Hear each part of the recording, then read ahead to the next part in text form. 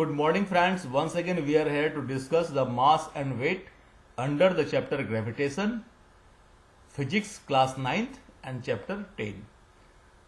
पिछले वीडियो में हमने पढ़ा था ग्रेविटेशन के बारे में जाना था हमने. आगे अब हम पढ़ेंगे मास और वेट और उससे आगे. मास क्या है? किसी भी ऑब्जेक्ट का मास क्या है?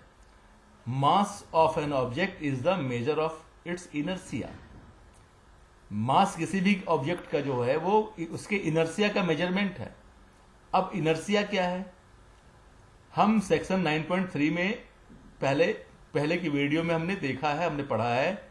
Inertia is the tendency of an object. Inertia जो है किसी भी ऑब्जेक्ट का टेंडेंसी है. अगर वो रेस्ट में रहता है तो रेस्ट में रहना चाहता है, और अगर वो मोशन में है तो मोशन में रहना चाहता है. कोई भी ऑब्जेक्ट की ये टेंडेंसी कि वो रेस्ट में है तो रेस्ट में रहे, या अगर वो मोशन में है तो मोशन में ही रहे, इस टेंडेंसी को हम इनर्शिया कहते हैं. एंड इस टेंडेंसी का मेजरमेंट जो भी है दैट इज द मास. अगर कोई सपोज 5 केजी का कोई वाट है और कोई 20 केजी का वाट है, देन 5 केजी में कम इनर्शिया होगा और 20 केजी में ज्यादा इनर्शिया होगा. तो हम कह सकते हैं greater the mass the greater of the is the inertia. ज्यादा मास होगा उसकी इनर्शिया ज्यादा होगी. सो मास जो है, वंस अगेन वापस से रिपीट करते हैं, mass of an object is the measure of its inertia, और greater the mass the greater the inertia. It remains the same whether the object is on the earth, the moon or even in outer space. ये कभी भी इसकी value नहीं बदलती, चाहे object कहीं पे रहे, अर्थ पे रहे, मून पे रहे या स्पेस में कहीं पे और रहे. इसलिए mass of an object is constant and does not changes from place to place. अब हम बात करते हैं वेट की. हमने मास देख लिया, अब वेट की बात करते हैं. हमें पता है कि किसी भी हर ऑब्जेक्ट को पृथ्वी जो है अपनी ओर खींचती है. और सपोज एक ऑब्जेक्ट है जिसका मास m है और उस पे acceleration due to gravity g apply होता है, तो हमें पता है कि जो वेट ऑफ एन ऑब्जेक्ट जो है is the force with which the it attracted towards the earth. The weight of an object is the force with which it is attracted towards the earth. It means कि किसी भी object का जो weight है वो force है जिस force के थ्रू पृथ्वी अपनी ओर उसे अट्रैक्ट करता है. तो weight is nothing but the force, और वो फोर्स क्या है? That is the m into A.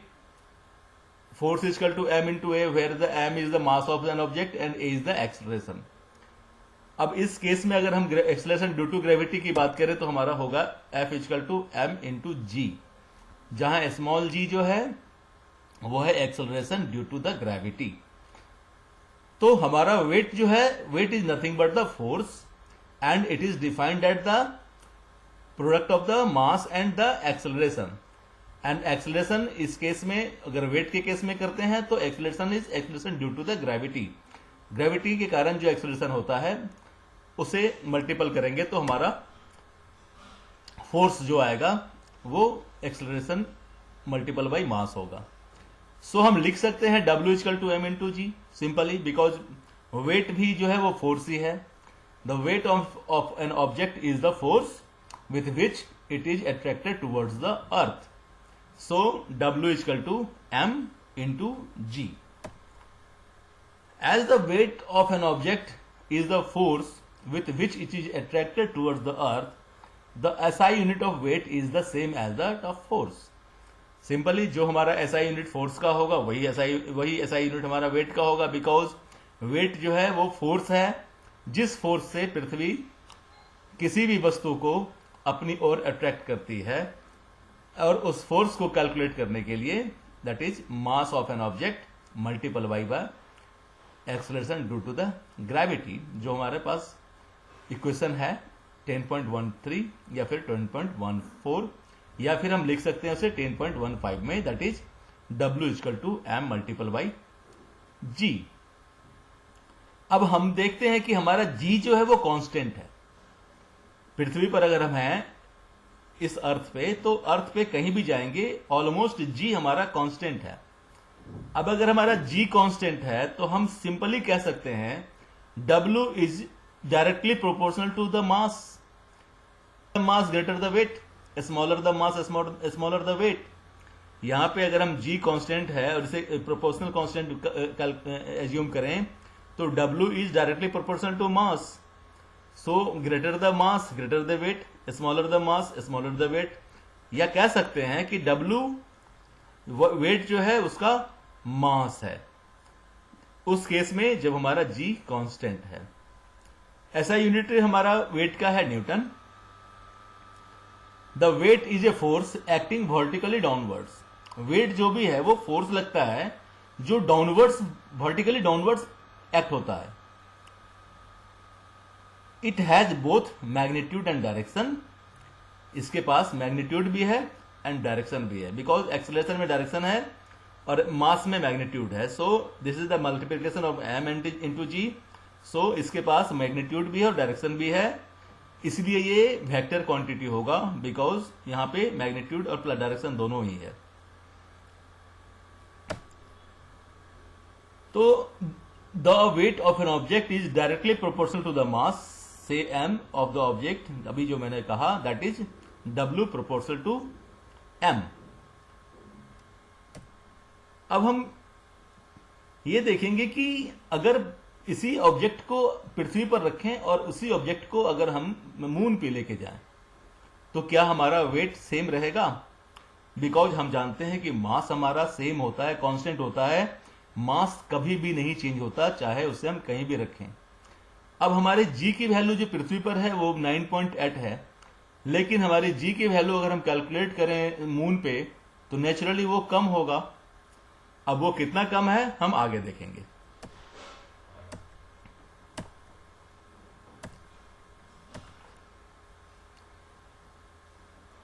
We have learned that the weight of an object on the earth is the force, simply अभी जो मैंने कहा, with which the earth attracts the object। Same तरीके से moon पे भी force attract होगा। अगर हम एक कैलकुलेशन देखते हैं, अगर हम मान लेते हैं कि टेबल 10.1 में कि अर्थ का मास है 5.98 multiple by 10 to the power 24 kg और मून का मास है 7.36 multiple by 10 to the power 22 kg, जबकि अर्थ का रेडियस है 6.37 multiple by 10 to the power 6 और मून का रेडियस है 1.74 multiple by 10 to the power 6। हम अगर कैलकुलेट करते हैं और मास ऑफ किसी भी ऑब्जेक्ट का मास को m काउंट करते हैं तो उसका वेट जो है मून पे Wm होगा मान लेते हैं, और अगर वो उसका मास जो है m पे mm होगा। अगर हमारा रेडियस rm है तो हम जो यूनिवर्सल लॉ ऑफ ग्रेविटेशन है that is Wm equal to G multiple by capital mm multiple by m divided by rm square. यहां पे Wm means weight of the object on moon. This Wm equal to weight of an object on moon. हमारा G जो है universal gravitational constant है, ये हमारा constant हमेशा रहेगा चाहे हम मून पे रहें या हम अर्थ पे रहें। द कैपिटल G की वैल्यू नहीं बदलती। अब हमारा कैपिटल M जो है this is the mass of the moon and small m जो है ये हमारा है mass of an object and rm is the radius of the moon that is the r square. So अगर हम मून की बात करें सो Wm मतलब weight on the moon equal to capital G, ये हमारा कांस्टेंट होता है यूनिवर्सल ग्रेविटेशनल कांस्टेंट जो भी है, multiple by mass of the moon multiple by mass of the object divided by distance between them square. So that is the r radius of the moon square. Let the weight of the same object on the earth We।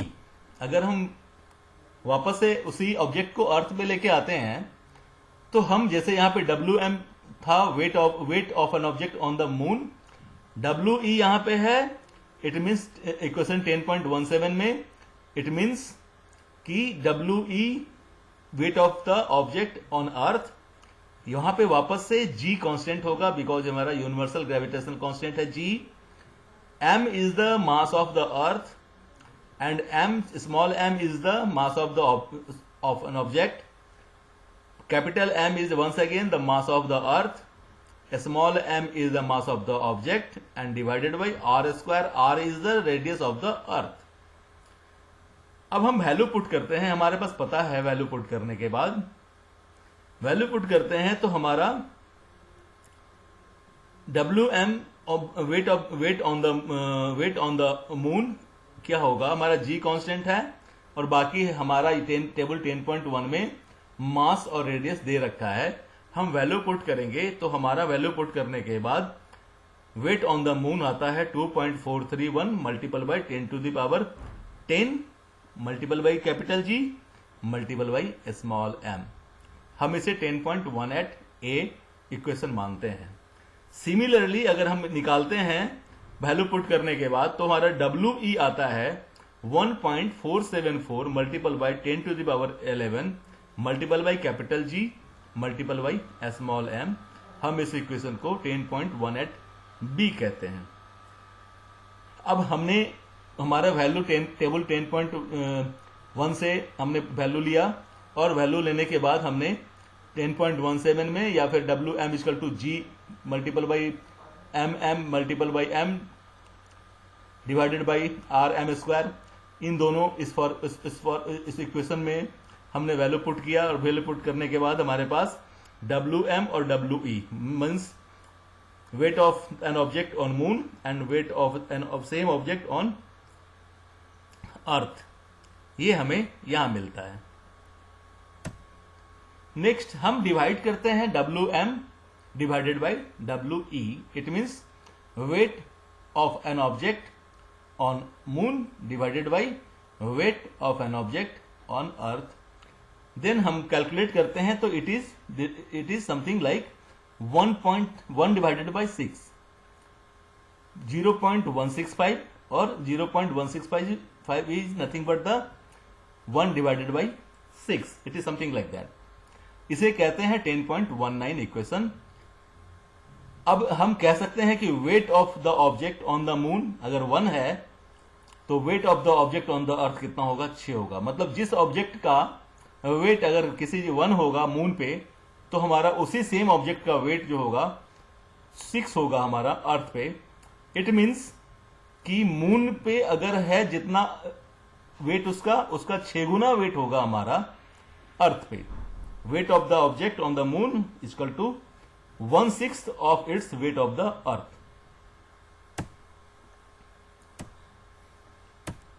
Now अब कुछ examples लेते हैं। Mass of an object is 10 kg, what is its weight on the earth. Simply question है कि अगर किसी object का मास जो है 10 kg है, इसका वेट कितना होगा अर्थ पे। अब m इक्वल टू जो गिवन दिया हुआ है that is m equal to 10 kg simple. Acceleration due to gravity हमें g पता है 9.8 मीटर पर सेकेंड स्क्वायर, ये स्टैंडर्ड है। अगर हम अर्थ की बात करें तो हमें ऑलवेज g की वैल्यू 9.8 मीटर पर सेकेंड स्क्वायर लेना होगा। और हमें पता है हमारा इक्वेशन कहता है कि w equal to m into g. तो वेट निकालने के लिए 10 kg मल्टीपल बाई 9.8 मीटर पर second square equal to 98 newton. तो किसी भी ऑब्जेक्ट का जिसका मास 10 kg है उसका वेट अर्थ पे 98 न्यूटन होगा, because W equal to m into g, और g की वैल्यू कितनी है 9.8 मीटर पर सेकेंड स्क्वायर।